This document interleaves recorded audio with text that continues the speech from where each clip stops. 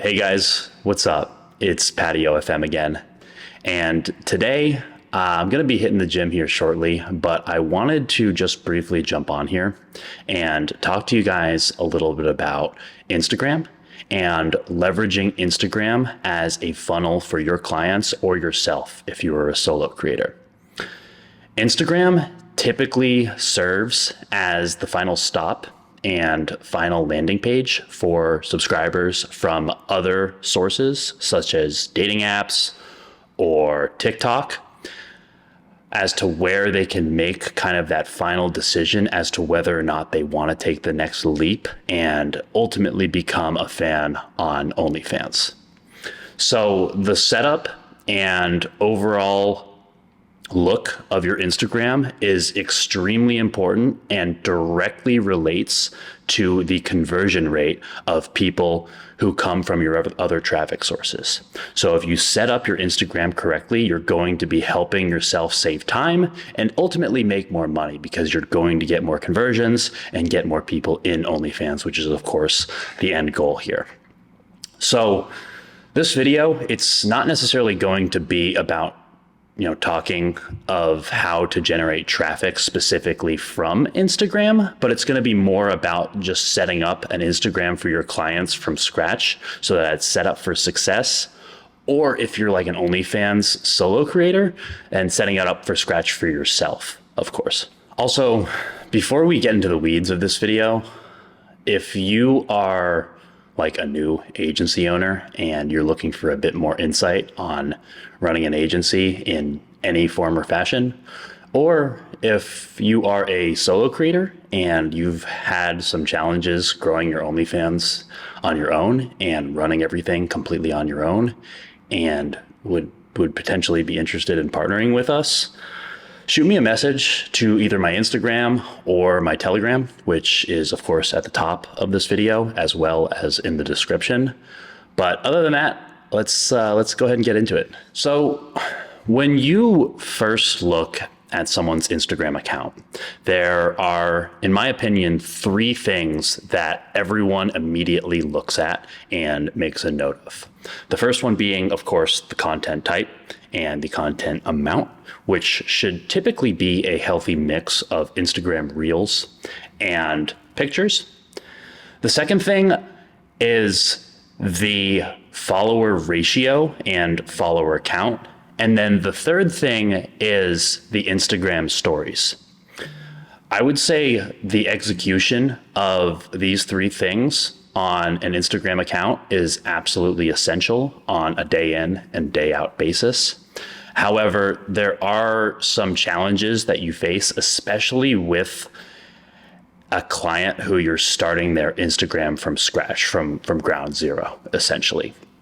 So there are things that you should be setting as daily goals with either yourself, if you're just running your clients' Instagrams yourself, or with your VAs to make sure that you're reaching a level on the Instagram account that presents it as something that you can leverage as a tool to funnel people to OnlyFans. So starting out with the content portion of these different aspects that I just mentioned, you should be aiming to get at least 24 to 30 different pieces of content uploaded to your client's Instagram as soonly as you can, but not all literally on the same day.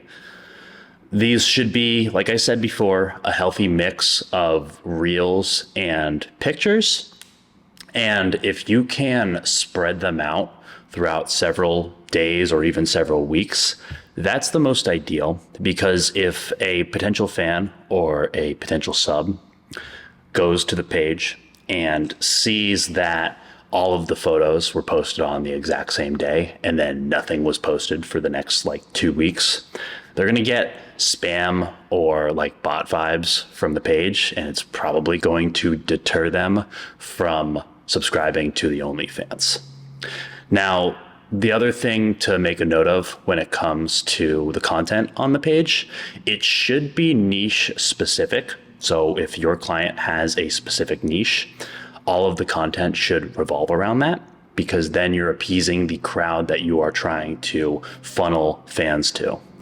So that's extremely important. And then in terms of the rules that you should be following on Instagram, it doesn't have the same crazy rules that, TikTok has per se, but you obviously can't post nudity. You can post things that are pretty risque or something that is definitely a little bit more flirty than something like TikTok, but don't get too crazy. You really don't want to risk the mother Instagram page or the main Instagram page getting banned, because Instagram is a slow growth. And if you have to restart on Instagram, that'll really hurt in the long run. Next, for Instagram stories, you should be posting at least 3 to 5 Instagram stories on your client's main Instagram account every single day.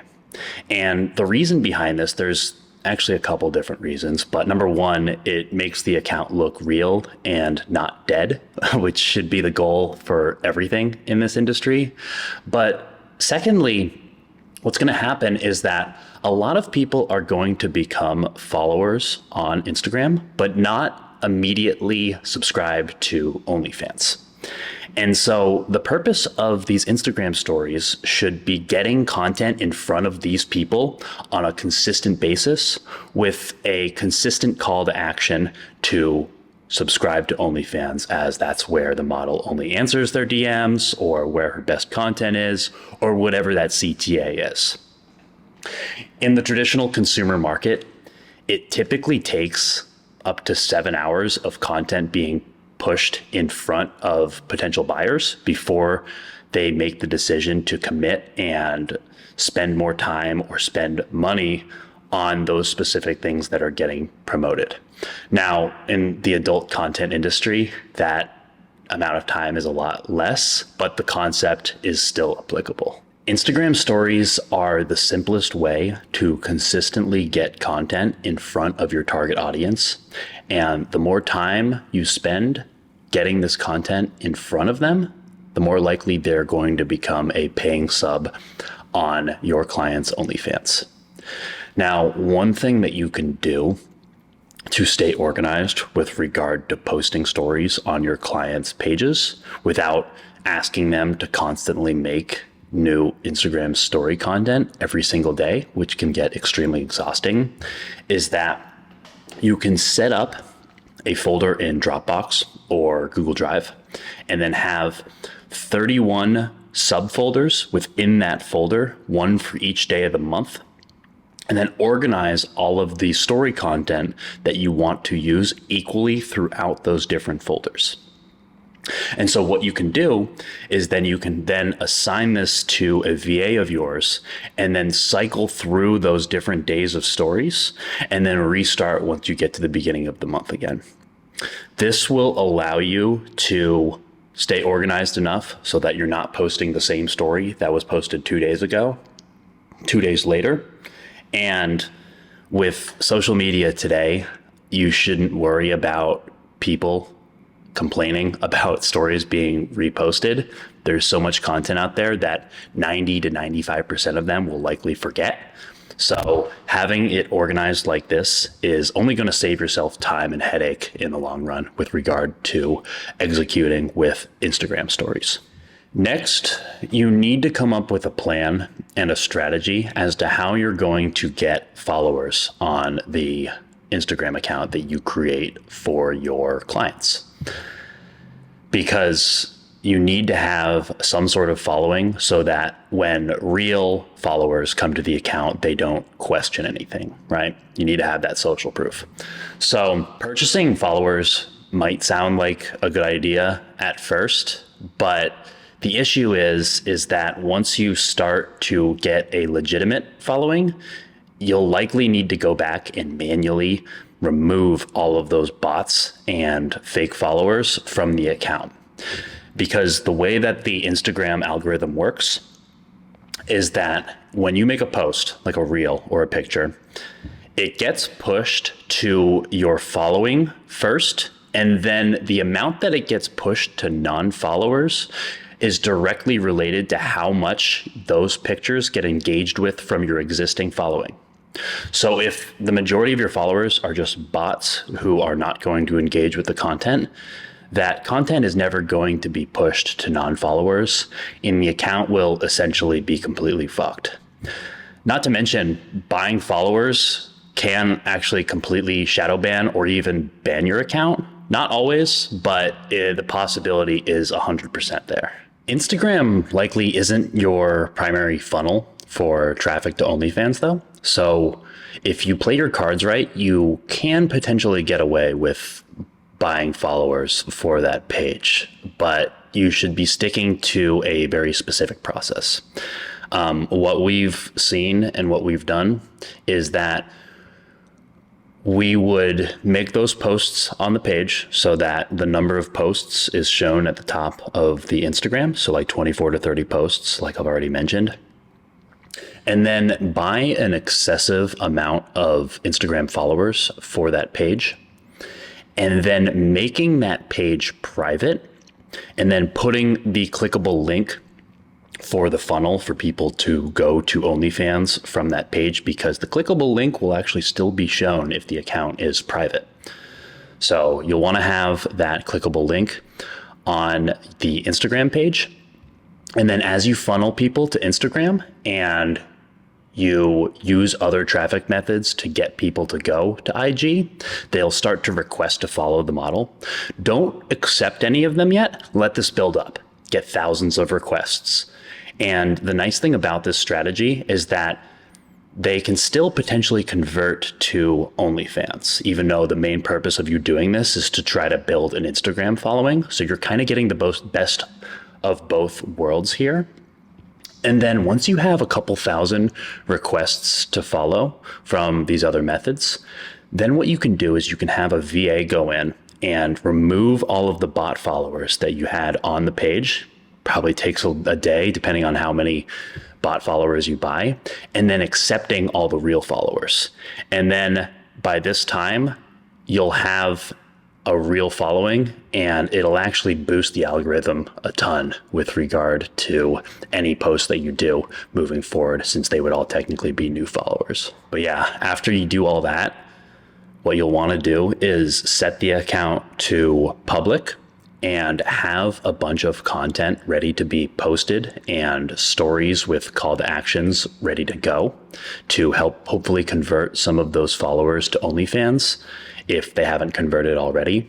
And then also the sudden influx of followers, like I mentioned before, will help drive engagement up a lot and will help these posts that you have hopefully prepared to post as soon as you go public be promoted to non-followers as well. So it really can give you a huge boost in terms of getting additional followers on Instagram and hopefully conversions to OnlyFans as well. But after getting those kind of three key elements under control with regard to the Instagram account, there are some other minor things that you should be thinking about and making sure are optimized when it comes to the just general setup of the account. Starting with the profile picture, what we've seen the most success with is a semi-professional profile picture where our models are smiling. Don't overthink it. Just make sure it's a high quality picture that looks good. And then the other thing that we look at as well are the Instagram highlights, which are just different story type content that essentially gets pinned to the top of the Instagram feed for your models. Don't do too many. I would say just keep it very watered down. Like, for example, have one category for like the gym and then have one category for cosplay, like if you have a cosplay client. And then one of them should be actually like a highlight reel for a call to action to convert to OnlyFans. Just another way to get content in front of people and getting people reminded that your client has an OnlyFans and that they should subscribe to that OnlyFans. The next thing to take into consideration when it comes to the Instagram page itself should be the posts that get pinned to the top of your client's Instagram page. So what we typically do as a rule of thumb is that we have 3 different photos that appease the 3 typical things that guys are the most attracted to. So the first one being like a selfie of your client just smiling, the second one being like an ass shot, and then the last one being like a boob shot of some kind. They need to encompass all of these different aspects in order to hopefully gain the attention of someone, whether they're either an ass guy or they're more of a face, and smile guy, whatever they are, right?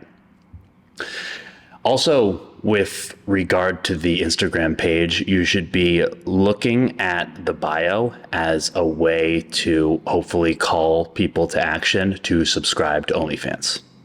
It should be something very simple, and it should be something that directs people to become fans on OnlyFans and why they should become fans on OnlyFans. And on this topic, when it comes to actually posting the link on Instagram, never post directly the OnlyFans link directly on the Instagram. Like, you might get away with it for a little bit, but you will eventually get banned for this. So don't waste your time with doing that. You're going to want to set up some sort of either link tree or beacons or something that will not flag Instagram's system for something that Instagram does not allow, essentially.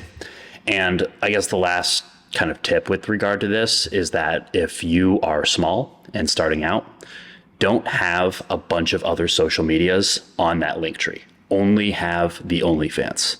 You don't want people getting distracted and clicking on the link tree and then seeing the OnlyFans link and then also seeing a Twitter.